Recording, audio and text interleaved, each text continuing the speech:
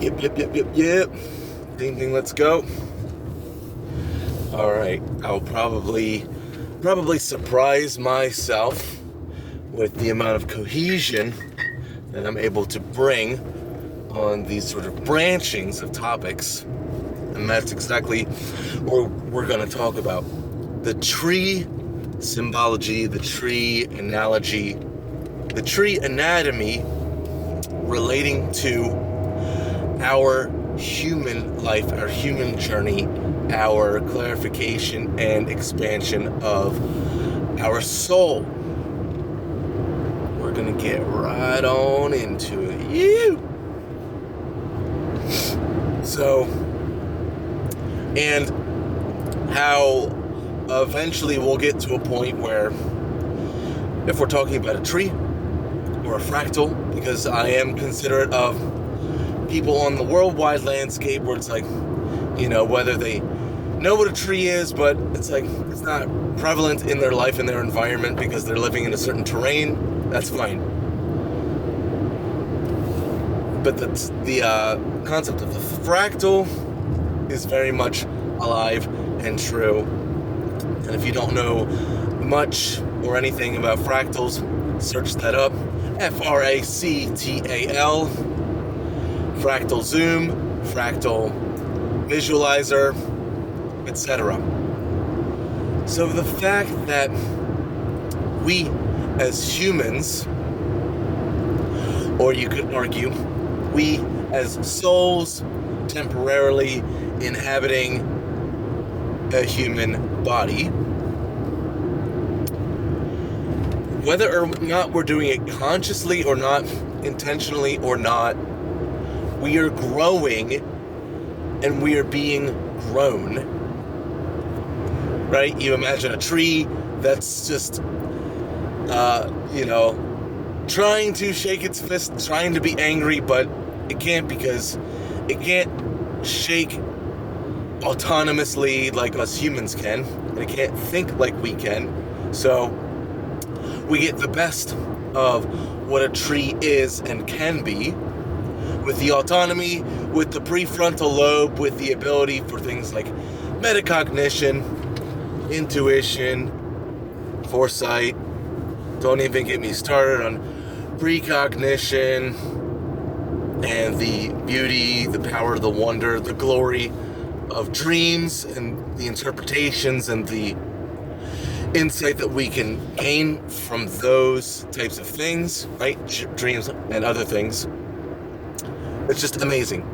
The fact that we can have a metaphysical existence and a metacognitive awareness while living the more primal existence, like a plant or an animal can have, where we're having this inevitable growth process. It's just happening. Here we are. We're growing consciously, intentionally, and we are being grown subconsciously, just biologically, just life, living life. Things are unfolding, things are blossoming and blooming. Fruits are coming into fruition. So, the fact that the tree analogy entails fruit at the quote-unquote end, because as we know, things go in cycles. There are times where trees can bear fruit, and there are times where it's just not by design. Fair enough, plain and simple. So we humans are a lot like the tree, in the sense that, contrary to a classic tree, we are producing all the time. The fruits of our labor are able to be seen, grasped, symbolically, and consumed all of the time.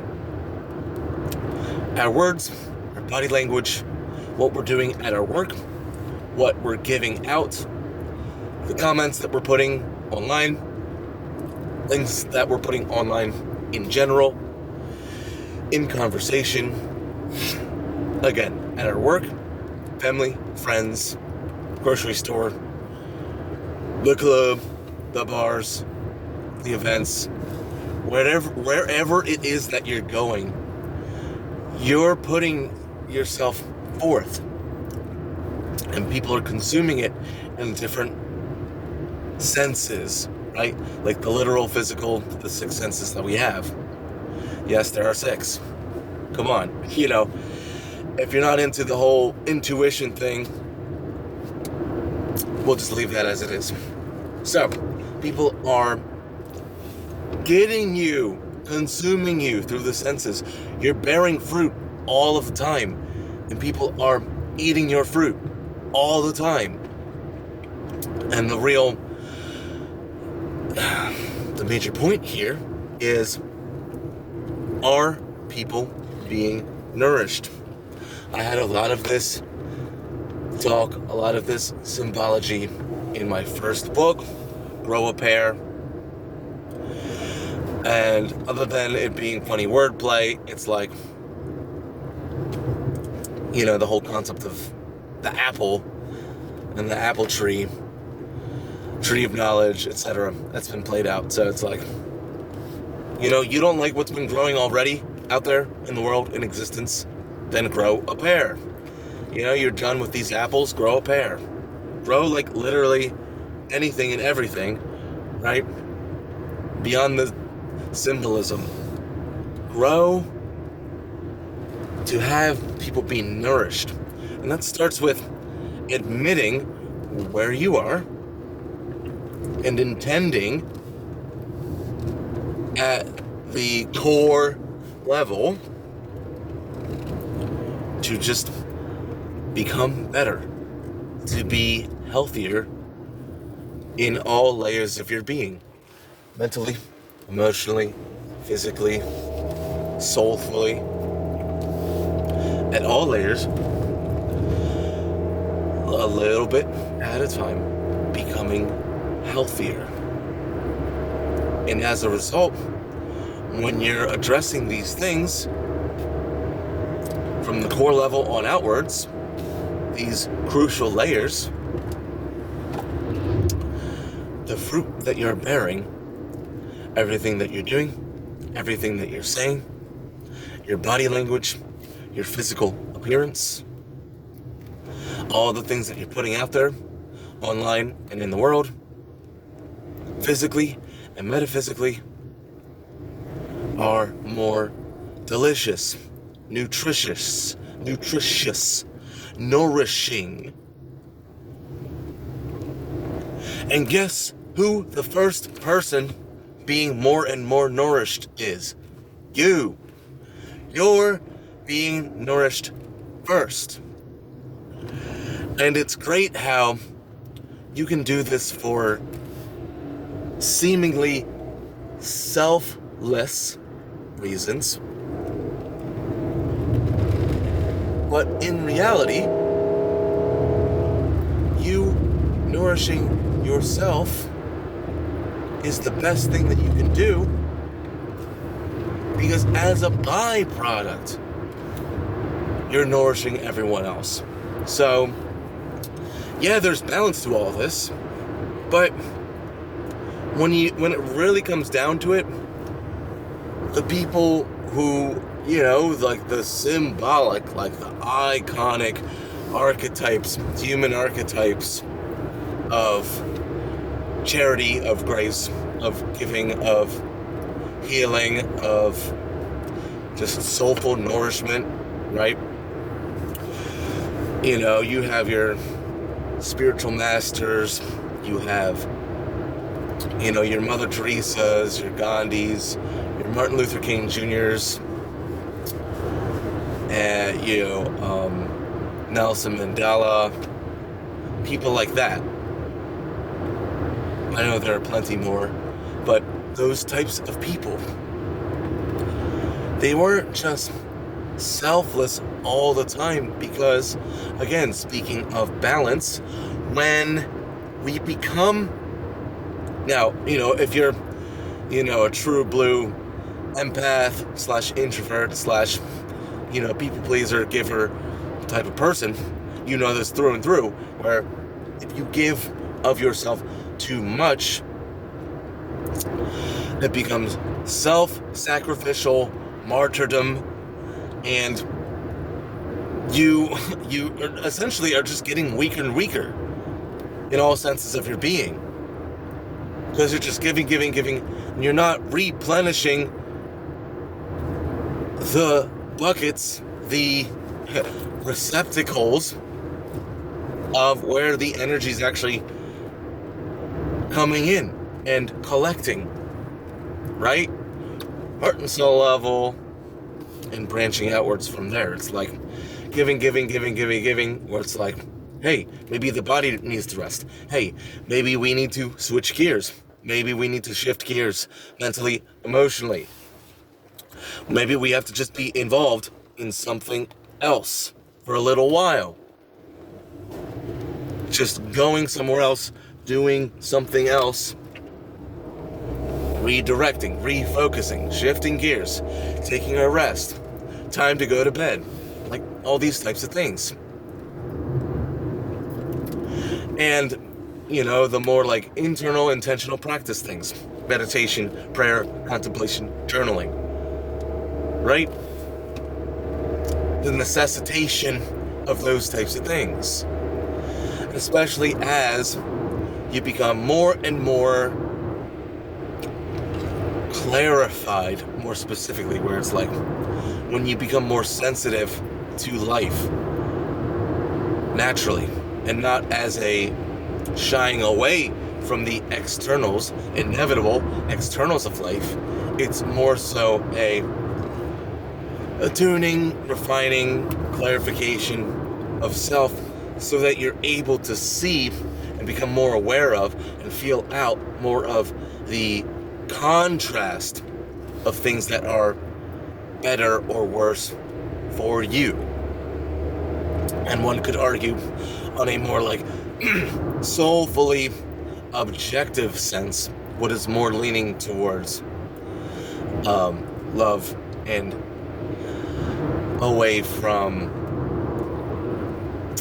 you could just say, deviation, right? And things symbolically like devilish and demonic and hellish, right? Symbolically. I'm not saying hell is a place. I'm not saying demons are a thing. All you need to know, all you need to become more aware of is the contrast of energy. Okay, this is more for me. This seems more loving and caring. This seems less loving and caring, right? It can be a spectrum, not a definite angel, not a definite devil. It's more or less towards the light, quote unquote, or away from the light, right? So there's that. To go back to the tree, and just to put a nice bow on it, to summarize, to do all those things. The fact that our conscious awareness can go back into our past. So our conscious awareness can go to different places on the tree, where it's like, okay, here's the thicker trunk part, a more kind of formidable, upbringing experience, and then the thinner branches that are branching out, and then the leaves, where it's like the leaves and the fruit, we can say, where it's like, this part, when the leaves, when I was like so close and I knew it, and then I got the fruit was happening, and it was awesome, and then to be able to, again, with your conscious awareness, to go back to the past, where it's like, the moments leading up to it. And obviously I'm leaning more towards a more positive, like optimistic, ending to a certain story, a certain branch bearing fruit in our lives. Of course, there are moments in our lives where, we had outbursts, and we had, lashings out or shuttings down, so the fruit that was made was essentially, just rotten, right? And the people who were consuming it in different ways, shapes, and forms,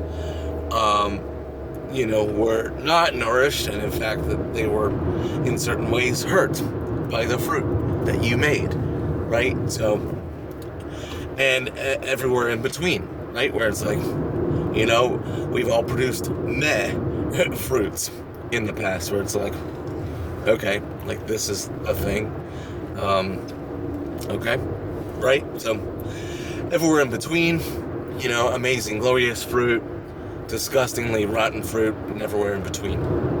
We can go into our past and see and reflect and want to do different, want to do better, want to approach it from a different angle. Okay, this time I want to grow a branch this way because I think this will be closer to the light, the sunshine, where once it really bears fruit, this will be the most delicious fruit yet, right? And we can keep doing that. Certainly the aim of my givings, my gifts, GIVTS, my gifts, my wizardry, my pairing, these fruit, my aim is to have it be more and more and more nourishing, more and more awesome, more delicious each and every time. But that's not to say that a video from my past isn't right for you. So in that sense, we are spoiled for choice, and in the best way, where, and we see it everywhere, in libraries, in person, online, in grocery stores, in person, online, just content in general, in person and online, where we see what will be most nourishing for us in our here and now. So there's so much beauty involved in that, where in many senses, you could argue for the opposite or the other angles, sure, but the way that I see it, if we're living in a growth mindset, we're able to see more and more where there is surplus, abundance, choice, variety. And it's beautiful. It's beautiful and it's amazing. And I feel blessed to be alive in this era where it's like, yeah, you could argue that, life was simpler, in the 1800s and, or even early 1900s, whatever, where, yeah, life was simpler. I could have been doing just fine with my farm and, my family, etc., but it's like, look, we're here now. We've been born. Our tree's been growing. We've been bearing much fruit. Right here, right now. Look into your past. Look into your now. Are you in admiration? Are you in humble pride and confidence and awe of the fruit that you've been making and are making currently, and your speculations and your hopes for future fruit? So just see where you are in the now, and when it's right, look into your past, look into the trunks and the branches, and you could see where there was perhaps potential infiltrations of bugs, fungi, just general environmental injury that happened that messed with your trunk and your branches, right? To never look at one apple in the now and the past and be like, look, this apple is shit, so that must mean I'm shit. Not at all, not in the slightest. I recently even had somebody, even though it was more of a mutual friend, a friend from across the pond, they lost their life, and throughout their entire life, well, I can say throughout his entire life, he had this pervading thought, like, you know, I'm shit. And he was a musician, like I am, where he would make beautiful music, beautiful lyrics, deep music, but to always have this thought, this feeling like, you know, I'm just a piece of shit, you know. And to have some fruit in the moment that is a little bit less than nourishing, but to have other fruit that's totally nourishing, that people are absolutely loving, but to have our just general perception just gloss over the glorious apples and to just look at the less than delicious apples and say, see, this is proof that I'm shit. It's not justice for who we truly are and can be. There's always another chance to grow more branches and to bear more fruit. There are always more chances. And even in the now, to not be proud of the fruit that you're bearing currently. Well, even that is a testament, is proof to say that, oh, like, I have the ability to see myself even better. So even that in the now is to say, I have this capacity. So to be proud of the capacity, right? And to be proud of other aspects of self that can just like boost us up, to encourage us. It's like, hey, the fact that I even have these capacities, the fact that I even have this hindsight and this foresight, that's actually pretty awesome, right?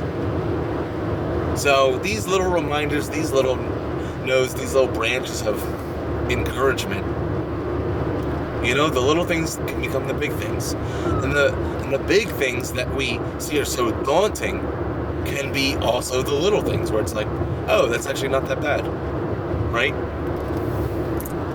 So all of this and more soon, as I'd like to end the video with respects.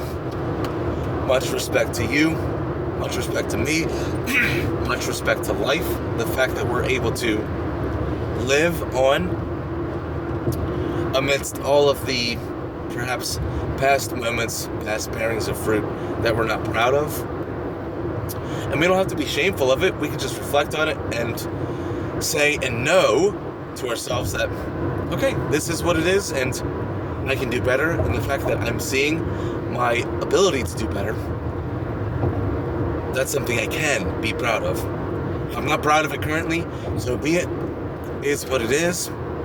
I have all these capacities, all these ways about me, and this can be proof that I'm worthy. I'm worthy of something, of things, of a life that's better, right? Much respect to that. Much respect to life and its many layers and its ability to support us biologically, physically, and metaphysically, right? Where it's like, shout out to food, water, and shelter, like the amount that we do have, like the amount of attainment that we can attain, and the amount of like just natural giving that is giving, right? It's freaking awesome. Anyway, This is Mac 11. Shout out to you. Shout out to life. Mad respect. Catch you later.